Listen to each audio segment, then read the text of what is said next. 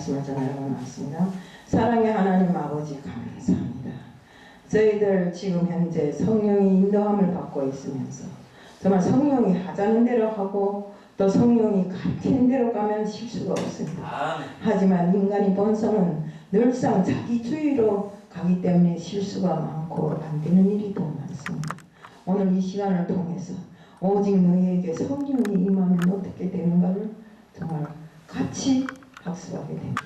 주님, 오늘 이 시간도 첫 시간부터 마지막 시간까지 지켜주시고 특히나 성령이 우리에게 임하면 어찌 되는가를 정확하게 알고 행함을 옮길 수 있도록 하게 해주실 줄 믿사오니 예수 그리스도를 받들어 감사하며 기도드리옵나이다. 아멘. 예수님이 십자가에서 죽으신가 부활 이후에 성령이 강림합니다. 예수를 믿고 있는 이런 성도들에게 최대의 사건이 무엇이냐고 물으신다면 피름고 또 단연코 성령 강림이라고 말할 수 있습니다. 성령이 초대교회에 임하신 사건은 지구상에서 제일 최대의 사건이었습니다. 예수를 구주로 믿고 믿고 구원받은 성도들이 성령의 인도함을 받고 보호를 받고 천국에 오도록 주님께서 성령을 보내셨습니다. 이것이 왜 인류의 최대 사건이냐 하면요, 우리 이 땅에 비로소 교회가 시작되었기 때문이고 교회가 시작된 이날이 바로 성령 강림절이라고도 하는데 성령 강림절과 동시에 교회의 생일이기도 합니다. 우리 제자들도 성령 받기 전에는 십자가의 부활의 상징이 무엇인지를 몰랐어요. 우리 다 몰랐잖아요. 왜 예수가 이 땅에 와서 죽었는지, 또 다시 살았는지, 또 다시 천국의 하늘나라로 가셨는지 듣기는 들었는데 그게 왜 무슨 의미인지도 모르고 살았던 적이 많은 것 같아요. 우리 제자들은 믿음의 수준으로는 도저히 우리들도 그렇고 그때 당시 제자들도 아마 그랬는 모양입니다. 자기들이 믿음으로는 도저히 이해 못할 이 십자가의 문제가 정말 큰 문제로 난점으로 남아 있었습니다. 이해 못하면 사건을 풀리도록 한 일이 성령님이 강림해서부터인데 이날은 십자가에서 부활하신 주님이 50일째 되는 날이기도 합니다. 그래서 우리에게 오순절이라는 말도 생겼어요. 제가 왜 지금 이것을 하는가? 지금 사람들이 성령에 대해서 전혀 생각을 안 합니다. 내가 지금 이 자리에 성령이 임재함이 있고 성령이 인도함을 받는가 안 받는가조차도 생각조차도 안 하고 살기 때문에 제가 오늘 이 제목을 택했고 하기로 결심했습니다. 사도행전 1장 5절에서 세례 요한은 나는 물로 세례를 주고 내 뒤에 오시는 분은 뭐이라 했습니까? 성령으로 세례를 준다고 하셨습니다. 예수님도 사도행전 1장 5절에 너희는 몇 날이 못 돼서 성령을 받으리라고 말씀하셨습니다. 성령님은 무엇입니까? 보혜사이십니다. 때문에 요한복음 14장 16절에 보면 예수께서 제자들에게 내가 아버지께 구하겠으니 그가 또 다른 보혜사를 너에게 주사 영원토록 너희와 함께 있게 하시리라. 예수님께서 아버지께로 가시기 전에 제자들에게 하신 말씀입니다. 그럼 다른 보혜사라는 게 뭡니까? 오늘 우리 다른 보혜사라고 하신 성령은 진리의 영을 놓고 말하는 것입니다. 요한복음 14장 26절에 아버지께서 보내실 성령께서 우리의 보혜사가 되신다고 했습니다. 또 요한복음 14장 17절에 그는 진리의 영이라 세상은 능히 그를 받지 못하나 이는 그를 보지도 못하고 알지도 못한다고 하셨습니다. 또 요한복음 17장 같은 부에 그러나 너희는 그를 아나니 그는 너희 속에 함께 거하신다고 했습니다. 왜요? 세상 사람들은 성령이 누구인지를 몰라요. 그렇지만 우리가 믿는 사람들은 성령이 누구신지를 알잖아요. 요한복음 15장 26절 27절에 보혜사 진리 성령은 예수님에 대하여 증거하시다. 그럼 이 보혜사란 게 헬라어로 뭐라고 하는가?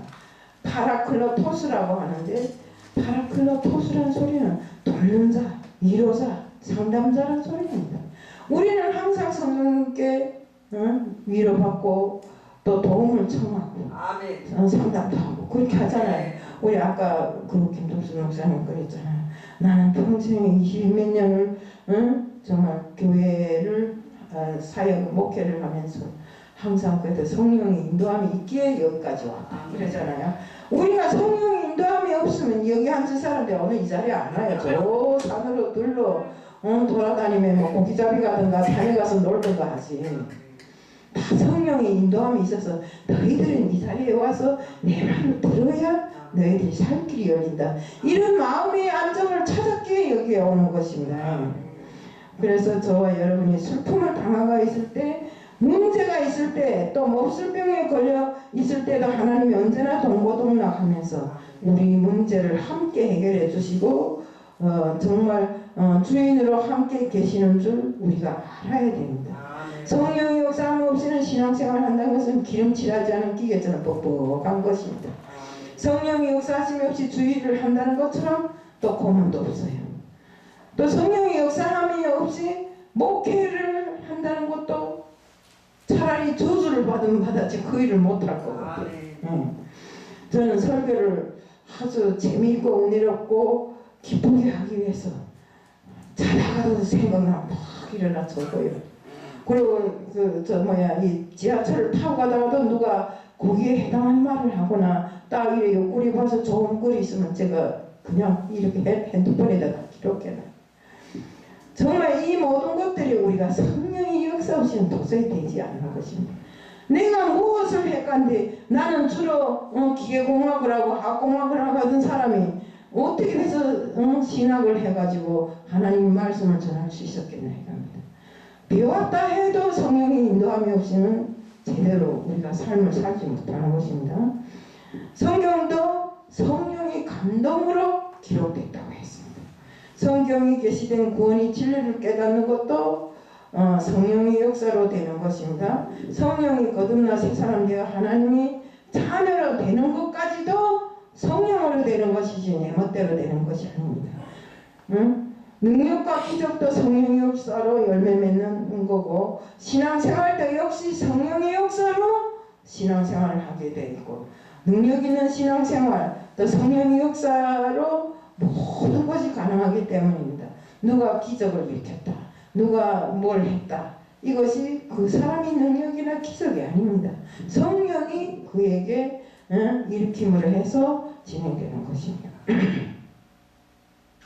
오순절 성령의 역사는 주님의 약속이었습니다. 사도행전 1장 4절에 보면 사도와 같이 모이사 저에게 분부하여 가라사대 예루살렘을 떠나지 말고 내게 들은 바 아버지 약속하신 것을 기다리라. 아버지 약속한 것이 뭡니까? 예수께서 아버지께로 가시면 보내주시겠다고 약속하신 것이 바로 성령이고 앞으로는 물로 세례를 받지 않고 성령으로 세례를 받는다고 이렇게 했습니다. 사도행전 1장 5절에 요한은 물로 세례를 베풀었으나 너희는 맨날 못해서 성령으로 세례를 받으리라고 하셨느니라고 했습니다. 우리 주님은 신실하신 분입니다. 거짓말하고 이렇게 막 사람을 속이고 회유하고 이렇게 못합니다. 하나님은 약속하신 것을 반드시 지키는 분이고 주님은 약속하신 대로 승천하셨고 10일이 지난 후 성령께서 모여 기도하던 120여 명에게 120명의 사람들을 사로잡아서 성령이 감화감동으로 그들을 불러일으켰습니다.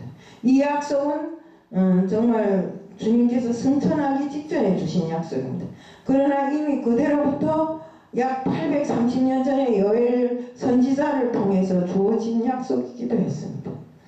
구약 성경의 요엘서 2장 28절 29절에 보면 그 후에 내가 내 신을 만민에게 부어주리니 다 아는 거잖아. 너희 자녀들은 장래일을 말할 것이고 너희 늙은이는 꿈을 꾸고 너희 젊은이들은 이상을 볼 것이며 그때 내가 또 내 신은 남성과 여성에게 부어줄 것이며 라고 말했습니다. 세례요한도 마가복음 3장 11절 또 마가복음 1장 8절 누가복음 3장 1절부터 6절 요한복음 1장부터 33절을 선포했습니다. 요한복음 14장 16장에는 예수님도 구속 사역을 이루신 후에 말씀대로 될 것이라고 우리 남은 제자들에게 말씀하셨습니다. 그런데 이 성령을 누구에게 주는가? 사도행전 2장 39절에 보면 이 약속은 너희와 너희 자녀와 모든 먼데 사는 사람, 먼데 사는 사람, 곧 주 우리 하나님이 얼마든지 부르시는 자들에게 하신 것이라고 했습니다. 그랬습니다. 초대교회 마가 여왕이 다락방에 보였던 120명만이 아니었습니다. 어떤 제한된 숫자나 특별한 사람에게 이런 은혜가 부어진 것이 아니었습니다. 모든 먼데 사람, 즉 하나님이 부르시는 모든 사람들에게 주신다고 약속했습니다. 사도행전 2장 39절에 얼마든지 부르시는 사람들이라고 했는데 하나님이 부르시는 사람들 속에 저와 여러분도 다 들어있다고 생각합니다. 사도행전 2장 38절에 보면 특히 베드로는 가로되 너희가 회개하여 각각 예수 그리스도의 이름으로 세례를 받고 제4함을 얻으라. 그리하면 성령을 선물로 받으리니 이는 회개한 자에게 성령을 선물로 주시겠다는 약속입니다. 회개할 때 역사가 이루어집니다. 평양 장대행 에즈베리 부흥운동을 보면 모든 몬데 사람들은 이방인들을 말하는 것이고 몬데 사람이라는 게 이제 나왔죠. 그건 이방인을 보고 말. 이방인이 누굽니까? 믿지 아니하는 사람들 보고 이방인이라잖아요. 하나님이 부르시는 모든 사람들에게 다 주어진다는 것입니다. 그러니 이 약속은 우리에게도 주어진 약속입니다. 어디 다른 바깥에 있는 사람들에게가 아니라 주님을 믿으려고 오늘 이 자리에 오신 모든 분들에게 다 같이 주어진 약속입니다. 다시 말씀드리지만 오순절에 예수님이 제자들의 성령을 받은 것은 우연히 일어난 일이 아니라 오래전에 하나님께서 약속하신 것이고 그대로 이루어주신 것입니다. 이제 하나님은 그의 구원의 역사를 교회를 통해서 그리고 성령 받은 여러분을 통해서 이루어 나가려고 하십니다. 그래서 사도행전 1장 8절에 오직 성령이 너희에게 임하면 내가 권능을 받고 너희가 권능을 받고 예루살렘과 온 유대와 사마리아 땅끝까지 이르러 내 증인이 되리라고 하셨습니다. 여러분 이 말씀이 얼마나 중요한 것입니까? 여러분 하나님의 권능을 다 받고 싶잖아요. 만약에 하나님의 권능을 받기 싫어하는 사람 어디 있어요? 만약에 그 권능이 내게 임했다면 얼마나 좋겠어요. 에? 아직 부족한 점 너무 많아서 그 권능이 내인데 다 닿지를 않았는지는 몰라도 하나님은 꼭 어느 때인가 나에게도 하나님이 쓰시는 그 권능을 주시리라고 믿습니다. 우리 여러분도 하나님 나라를 위해서 복음을 증거하는 일을 위하여 여러분이 일생을 기쁨으로 드리기를 바랍니다. 우리 모두 성령을 대망하시길 바랍니다. 그래서 본문에 말씀하시기를 오직 성령이 너희에게 임하시면 이렇게 말씀했습니다. 하나님을 사랑하는 자들에게 그 영을 부어준다. 그래서 성령은 술 취하지 말라. 이는 방탕한 것이니 오직 성령의 충만을 받으라고 이렇게 하셨습니다. 하나님이 약속하신 성령, 하나님이 영을 우리는 꼭 받아야 됩니다. 받으셔도 걸서하게 받지 말고 충만하게 흠뻑 적게 이렇게 받아야 돼요. 주든지 말든지가 아니라 강하게 세게 받기 위해서 노력해야 되는 것입니다. 정말 우리가 우리 가정에도 그렇고 이 교회 위에도 그렇고 성령이 충만하시기를 기도해야 됩니다. 2000년 전에 예수님이 제자들 모인 곳에 모두 한 곳에 모였습니다. 누가복음 24장 49절에 보면 내가 내 아버지 약속하신 것을 너희에게 보내리니 너희는 위로부터 능력을 입히울 때까지 그 성에 유하라고 하셨습니다. 우리 예수님께서 뭐 이랬습니까?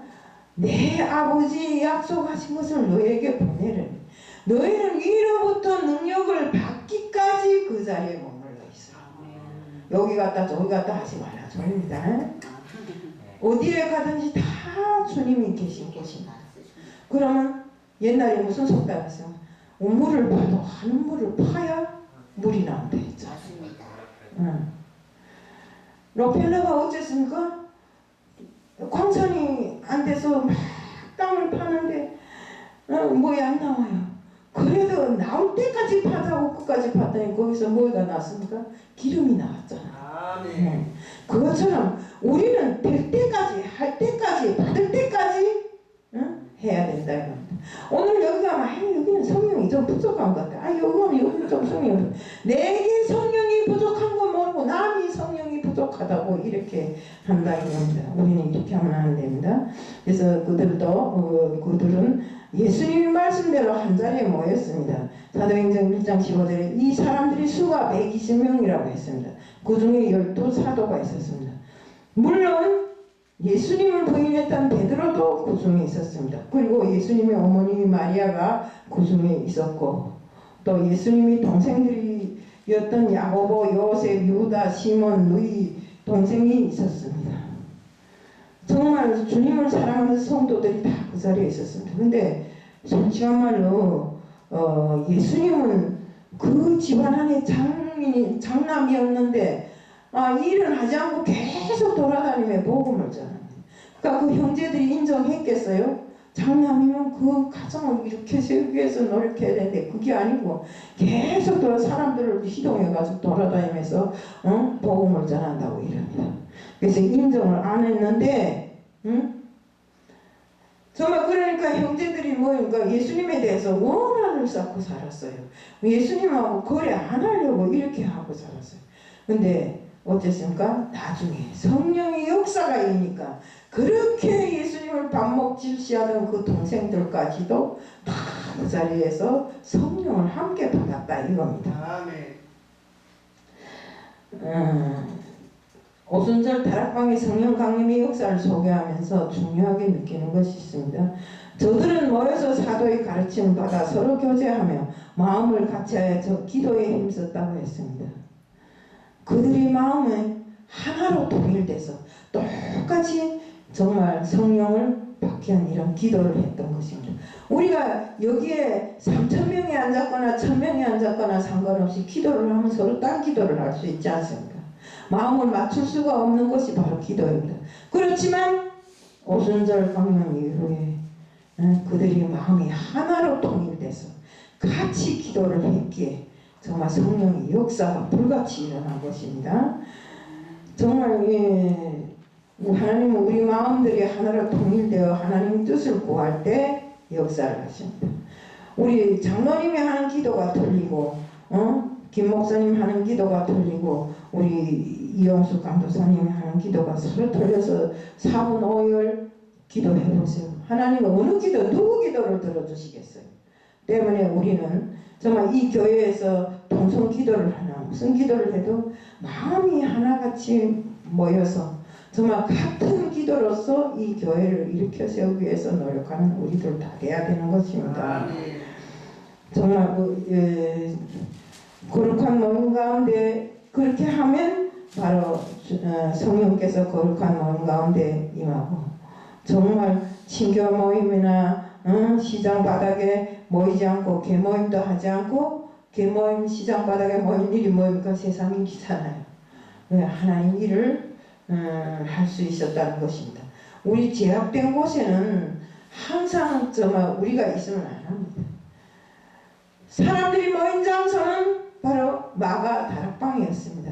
일명 마가의 다락방이라고 하는 곳에 믿음이 사람들이 한결같이 모여서 정말 찬송하고 기도하고 회개하고 예배드리고 이렇게 하니까 바로 그때 회개 운동이 불같이 일어났고 정말 모든 사람들이 성령의 강한 역사를 경험하게 된 것입니다. 첫째는 주님이 그 약속을 붙잡고 기다렸습니다. 예수님이 승천하실 때 승천이 광경을 바라본 그들은 예루살렘을 떠나지 말고 아버지께서 약속하신 것을 기다리라는 말씀을 받았습니다. 그러나 여기 오순절날 그 자리에 지키었던 사람들은 그렇게 많지를 않았습니다. 승천할 때 예수님이 분부하심을 들은 사람들은 한 500명 되었는데 12일 동안 그 약속을 변함없이 믿고 기다린 사람은 120명밖에 안 된다는 것입니다. 우리 김 목사님이 20몇 년 동안을 목이 터져라 부르짖고 내 마음에 내 속에 있는 모든 것을 뱉어냈지만 기다리지 못하고 그래서 오늘 좋고 내일 좋고 하던 사람들은 다 떠나가잖아요. 우리는 기다려야 됩니다. 정말 한자리에 모여서 늘상 회개하고 기도하고 주님이 성령의 뜻이 무엇인가를 우리는 알기 위해서 노력해야 됩니다. 정말 간절히 기도하는 것이 우리의 임무라고 생각합니다. 사도행전 1장 14절에 더불어 마음을 같이하여 저녁 기도에 힘썼다라고 했습니다. 어떤 사람들이 성령의 역사를 경험할 수 있는가? 말씀을 붙들고 기도에 힘쓰는 사람들입니다. 정말 우리들 모두 간절히 말씀을 붙들고 정말 살아가기를 축원합니다.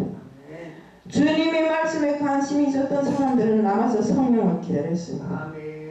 근데 거기에서 말씀을 가지고 정말 기다리지 않은 사람들은 성령이 그 불바람, 정말 성령이 일으키는 그 불바람을 맞아보지도 못했습니다. 주님의 일과 교회에 대한 관심이 그 위에 어떤 것이 있는가를 정말 우리는 잘 알아야 되고, 우리가 마가다라방이 아니라도 이 교회에 나와서 정말 이 교회는 예수님께서 뭐라 했습니까? 내가 사람이 2명 이상 모인 곳에 내가 있겠다고 했어요. 우리는 항상 그 말씀을 기억하고 이 자리에 와서 정말 예배드리고 기도드리는 이런 사람들이 다 돼야 되는 것입니다. 우리 정말 우리에게 하나님이 성령을 부어준 이유가 뭡니까? 첫째는 우리를 하나님이 동역자로 삼으셨기 때문입니다. 하나님께서는 연약한 우리지만 함께 동역하기를 바랍니다. 이것이 오순절에 주신 축복이고, 또 계속적으로 성령이 충만함을 받아야 할 것입니다. 요한복음 20장 19절 21절에 보면 예수님께서 오셔서 제자들에게 평강을 주시면서 우리를 세상에 보내시겠다고 하셨습니다. 요한복음 20장 21절에 아버지께서 나를 보내신 같이 나도 너희를 보내노라. 이것이 성령을 우리에게 보내신 이유와 목적입니다. 우리를 세상에 내보내서 복음의 증인이 되게 하려는 것입니다. 둘째로는 우리를 변화시켜 주시기 위함입니다. 성령이 임하면 놀라운 변화가 우리에게 일어납니다. 존재의 변화가 일어났습니다. 불신자가 신자로 되어버리고, 전에는 평범했던 그들이 하나님으로 채워진 하나님의 자녀가 되는 것입니다. 또 인격에도 변화가 일어났습니다. 성령이 그동안 그들은 정말 장악하기 시작했던 인격이 변화되기 시작했습니다. 성령께서 내재 하시는 역사가 일어났습니다. 내가 성령이 임하면 인격이 변화된다는 것은 제가 특별하게 경험한 일입니다. 저는 아주 강팍하고 팩하고 못된 년이었어요. 근데 성령이 임하고 보니까 이것도 그래 저것도 그래. 항상 누구를 보면 너는 요렇고 더군다나 아무개 동지는 오늘 이만저만 해서 잘못했으냐고 맨날 비판만 하고 살던 사람이라, 내 입에서는 좋은 소리보다 비판의 소리가 더 많이 흘러나오고 이랬던 사람이, 그래도 하나님을 성령을 영접하고 보니까 이거는 이래서 좋고 저거는 저래서 좋고, 저 사람이 아무리 내게 강팍하게 놀아도 나는 성령이 임재함으로 해서 성령이 뜨거운 마음으로 너를 함께 대한다, 이런 생각을 하면 화가 나지 않아요. 옛날처럼 달라붙어 싸우려고 막 이러지를 않아요. 또한 정말 성령이 임하면 열매가 없었던 사람에게 열매가 맺어진다는 것입니다. 또 능력의 변화가 일어난다. 정말 성령의 능력이 그들이 몸을 나타나서 그들이 없었던 놀라운 일들이 일어나게 되는 것입니다. 결심해도 항상 되지 않고 그저 실패만 하던 모든 일들이 결심만 하면 탁탁 이루어지고, 마음을 먹어도 무슨 일을 하겠다고 마음을 늘상 먹고는 있는데 안 되는 일들이 있었습니다. 정말 그렇게 몸부림치고 안타까워하면서 울어도 되지 않던 일들이 성령의 역사하심과 동시에 울지 않고 늘상 내 입에는 빵긋빵긋 웃음이 있어도 일들은 다 해결되더라. 정말 우리가 성령이 임하면 잘 감긴 실타래가 풀려져 나가듯이 살살살살 풀려져 나가. 정말 하나님께서 우리가 일하는 것을 보십니다. 심령의 변화가 일어나고 내 마음은 항상 기쁘고 내 입술도 즐거워하며 육체는 희망에 차서 항상 찬송하고 항상 기도하고 또 내가 무슨 잘못을 할까봐 회개하고 이런 역사가 일어난다. 우리 그 임장로님 보세요. 거저 보면 뭐 뚝뚝한 분인데 찬양을 부를 때 보면 힘이 나서 기분이 좋아서 막 웃으면서 이래 부르는 거 보면 내가 덩달아서 나도 마음이 그렇게 되더라고요. 정말 우리 마음이 기쁨과 육체가 희망에 쌓여서 살아갈 수 있는 이런 때가 된다는 것입니다. 메시아에 대한 다윗의 예언이지만 성령에 함께하는 자와 이와 같이 썩을 수밖에 없는 육체이지만 부활의 소망이 있기 때문에 우리에게는 항상 기쁨이 있고 정말 즐거운 삶이 넘쳐나게 되는 것입니다. 셰익스피어는 말하기를 마음이 즐거우면 종일 걸어가도 피곤치 않지만 마음이 괴로우면 심리만 가도 다리 아파서 못 가, 에라 못 가겠다고 주저앉게 되는 것입니다. 성령이 함께하는 사람은 얼굴만 봐도 알리고 그 눈빛만 봐도 알립니다. 우리 부디 바라기는 초대교회에 있던 성령이 충만했던 그 사람들처럼 우리 교회도 정말 성령이 충만해서 어디에 가도 내 교회 내 이 성전을 위해서 노력하고 애쓰는 자로 살아가야 됩니다. 1903년 저 원산에서 또 1907년 평양에서 장대현 교회에서 일어났던 부흥운동이 19세기에는 유럽에서 20세기에는 한국에서 강하게 일어났습니다. 교회에서 기도원에서 강권적으로 역사하며 전국을 강타했어요.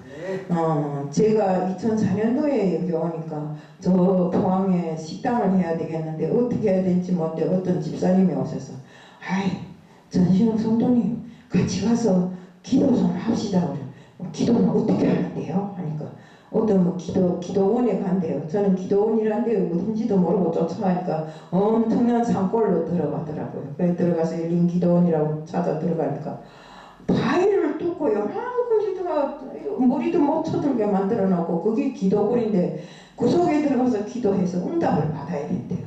밤새도록 소리 지르며 그분이 기도를 하더라고요. 근데 나는 목소리가 안 나가는 겁니다. 때로는 앉아서 생각하면 저렇게 한다고 누구 와서 봐도 이런 생각만 하고 내일을 위해서 그 사람은 그렇게 열심히 기도하는데 당사자인 나는 앉아서 헛된 생각만 하고 있었더라 이겁니다. 그 나중에 어떻게 그래도 내게 성령이 임했는지 기도하는 걸 했어요. 하고 내려오니까 마음이 편안하고 나 이제 여기서 일하면 식당을 하면 돈 좀 벌겠다 이런 생각이 들어가더라고요. 그래서 이렇게 성령님이 함께 하실 때는 내 마음에 여유가 있고 내 마음에 즐거움이 있고 내 마음이 항상 없이 살고 배고파도 배부르고 풍만하게 충만하게 이렇게 살 수 있다는 것입니다. 우리는 성령의 충만함을 받고 정말 환상을 보고 방문도 하면서 주님께 항상 기도하는 저희들이 되어야 되고 그 성령의 충만함을 받기 위해서 저희들 늘상 세상 것을 탐하지 말고 하나님 것을 위해서 노력하는 저희들이 되자는 것을 말씀드리면서 오늘 말씀을 마칩니다. 사랑의 하나님 아버지 감사합니다. 성령이 임재한 우리들에게 주는 큰 사건, 그 사건을 정말 우리가 평생 영원토록 간직하고 정말 성령의 인도함으로 하루하루를 즐겁고 정말 복되게 살아갈 수 있도록 공하게 하여 주시옵소서. 오늘 이 시간도 주님 앞에 맡겨오며 예수 그리스도를 받들어 감사하며 기도드리옵나이다. 차원성